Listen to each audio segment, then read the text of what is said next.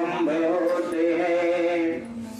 सुनो वीर हनुमान, राम लक्ष्मण जानकी, सदा करो कल्याण। बैल चढ़े शिव जी मिले, गरुड़ चढ़े भगवान, सिंह चढ़ी माता मिले, तेरे पूर्ण सारे काम सियापति।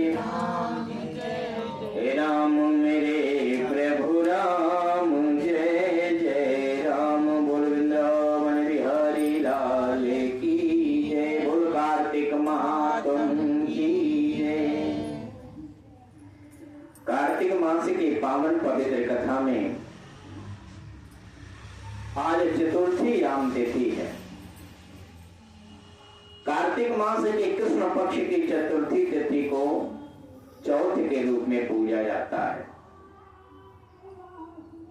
नारद जी के बार बार प्रार्थना करने पर ब्रह्मा जी कहने लगे कि ब्रह्मा जी से नारद जी पूछते हैं कि पितामह, कृपया करके कार्तिक मास के पावन पवित्र पर्वों के बारे में बताओ, क्योंकि कार्तिक का महीना इकलौता ऐसा महीना है 12 महीने में कि सबसे ज्यादा त्योहार कार्तिक के महीने में आते हैं।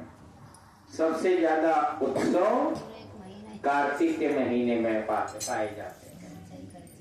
इस प्रकार के नारद जी के बार बार प्रश्न करने पर ब्रह्मा जी कहते हैं कि हे पुत्र, आपके अति निवेदन से मैं आपको कार्तिक मास की एक सुंदर कथा सुनाने जा रहा हूं, जो परम सौभाग्य स्त्रियों के लिए होता है। ब्रह्मा जी कह रहे हैं कि कार्तिक मास के कृष्ण पक्ष की चतुर्थी याम तिथि को करवा चौथ के नाम से जाना जाता है। इस दिन सुहागन स्त्रियां अपने पति के दीर्घ आयु के लिए, घर में सुख शांति के लिए, परिवार में वृद्धि के लिए, लक्ष्मी प्राप्ति के लिए और निरोगी काया के लिए इस दिन हर प्रकार का पूजन करने के बाद, श्रृंगार करने के बाद चंद्रमा का पूजन किया जाता है। चंद्रमा का पूजन करके, सायंकाल का पूजन चंद्रमा का पूजन करके और चंद्रदेव से प्रार्थना किया जाता है कि हे प्रभु, हमारे घर में इसी प्रकार से शीतलता बनाए रखना, सुकून बनाए रखना और शांति बनाए रखना, क्योंकि बहुत कुछ तुम्हारे पास है और घर में शांति नहीं है, सुकून नहीं है, तो बहुत कुछ होने का कोई महत्व नहीं होता। इसीलिए कहा गया है कि जहां सुमति तहां संपत्ति नाना, जहां कुमति तहां विपत्ति निधाना। शास्त्र में लिखा गया है कि जहां सुमत से रहा जाता है, परिवार में सहमति से रहा जाता है, स्नेह से रहा जाता है, वहां हर प्रकार की संपत्ति स्वयं निवास करती है। और जहां सुमति से नहीं रहा जाता है, सहन करके नहीं रहा जाता है, वहां तो स्वयं विपत्ति का निवास होता है। कोई भी संसार का व्रत हो, त्योहार हो, महोत्सव हो, पर्व हो, दान हो, पुण्य हो, जप हो, माला हो,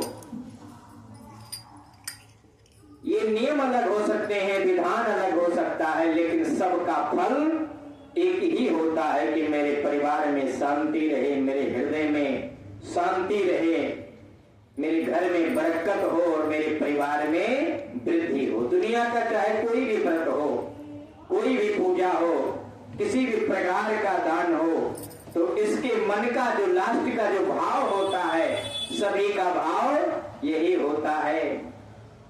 बस नियम अलग अलग हो जाते हैं कि ये फलाना व्रत है, ये ढिमकाना व्रत है, थोड़ा नियम अलग हो जाता है क्योंकि करने के अलग अलग तरीके हो जाते हैं, लेकिन फल सबका एक ही होता है। जैसे बारिश कहीं भी हो, पूरी पृथ्वी पर जाना पोष को सागर में ही है। आप कुछ भी खा लो, संसार की कोई भी वस्तु खा लो, लेकिन भरना पेट ही है। उसी प्रकार का दुनिया की कोई पूजा व्रत नियम संयम धर्म हो, उसका एक ही लाभ है, जो परिवार में शांति, घर में शांति, मन में शांति, बरकत, वृद्धि, यही होता है। बोल गोविंद भगवान की, बोल लक्ष्मी नारायण भगवान की। इतनी कथा कह करके नारद जी, ब्रह्मा जी कहने लगे कि हे पुत्र, इस प्रकार से जो स्त्रियां परम श्रृंगार करके, 16 श्रृंगार करके और ठाकुर जी को धूप दीप नैवेद्य चढ़ा करके, पूजन करके, चंद्रमा का पूजन करके अर्घ्य देती हैं, भगवान उनके जीवन में हर प्रकार के सुख समृद्धि से परिपूर्ण कर देते हैं। इसमें कोई भी संदेह नहीं है। वास्तविक रूप से हमें श्रृंगार भगवान के लिए करना चाहिए। जो बताया गया है कि वास्तविक रूप से अगर किसी को दिखाना है तो अपने ठाकुर जी को दिखाओ। ठाकुर जी से बढ़कर के संसार में कोई नहीं है। इसीलिए पति परमेश्वर कहा गया है कि यदि तुम परमेश्वर जान रही हो, समझ रही हो, तब तो ठीक है तुम्हारा श्रृंगार, और यदि नहीं तो तुम्हें केवल अपने ठाकुर जी के लिए ही श्रृंगार करना चाहिए। बोलो गोविंद भगवान की। नारद जी कहने लगे कि बाबा, इस प्रकार की कथा अनंत जन्म कालों को पूर्ण प्रदान करने वाली है। जो भी कोई इसे करता है, भगवान उसकी मनोकामना को अवश्य पूर्ण करते हैं। बोल लक्ष्मी नारायण भगवान की। श्री कृष्ण गोविंद हरे मुरारी, हे नाथ देवा। श्री कृष्ण गोविंद हरे मुरारी, हे नाथ